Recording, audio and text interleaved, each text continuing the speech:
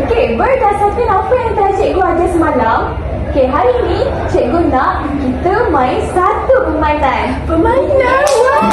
Permainan apa tu cikgu? Okey, nama dia baca berita. Okey, cikgu nak kamu semua duduk dalam satu kumpulan. Cepat.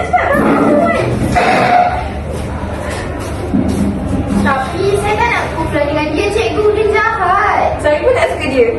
Korang janganlah memilih. Kita kan nak belajar sama-sama. Kita kan kawan. Bolehlah kalau macam tu, jom.